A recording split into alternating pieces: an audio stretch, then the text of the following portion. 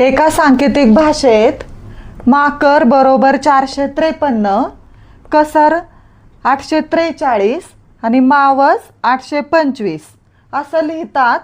तर त्याच सांकेतिक भाषेत मावकर हा शब्द कसा लिहिता येईल आणि येत आहे त्याचे पर्याय.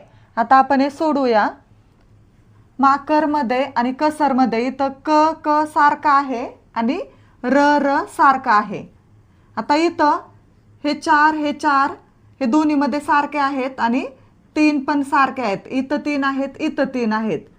मग आता क साठी नेमके 4 घ्यायचे का 3 घ्यायचे किंवा र साठी 3 घ्यायचे का 4 घ्यायचे एक्झॅक्ट सांगता येत नाही. म्हणून आपण क च्या पुढे 4 किंवा 3 लिहू. म्हणजे क ची किंमत 4 किंवा 3 असेल आणि र च्या पुढे 3 किंवा 4 लिहू. म्हणजे र 3 किंवा 4 या दोन्हीपैकी एक असेल. आता इथं राहिला मा आणि इथं काय राहिला 5 राहिला.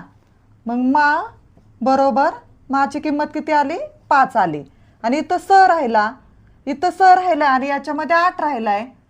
म्हणून स बरोबर स किती आहे, स ची किंमत आहे 8 आहे. आता मावसमध्ये बघू. माची किंमत आहे 5, स ची किंमत आहे 8, राहिला काय 2 राहिलाय. इथं व राहिलाय आणि इथं 2 राहिलाय. म्हणून व बरोबर व ची किंमत किती आहे 2 आहे. आता आपल्याला कोणता शब्द लिहायचा आहे, मावकर हा शब्द कसा लिहायचा आहे ते पाहू आपण. माची किंमत आहे 5 म्हणून माच्या खाली 5 लिहिले. व ची किंमत आहे 2 म्हणून व च्या खाली 2 लिहिले. क ची किंमत 4 किंवा 3, 4 किंवा 3 खाली लिहिते. आणि र ची किंमत आहे 3 किंवा 4, 3 किंवा 4. आता आपण पर्यायात बघू. हे 5 2 पण लिहून घेते. ह्या दोन्हीपैकी कोणतं उत्तर बरोबर आहे. पर्यायामध्ये 5243 आहेत का, आहेत.